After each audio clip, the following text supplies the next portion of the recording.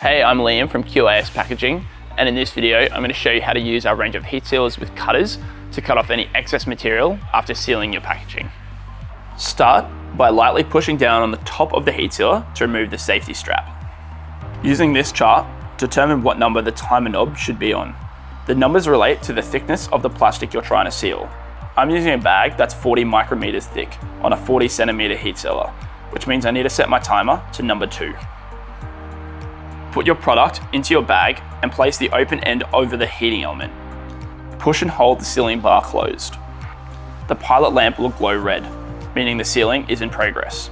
Once the red light has disappeared, you can now go ahead and run the cutter from left to right, allowing you to minimize your waste, dispose of any excess material, and finish with a neat, high quality presentation.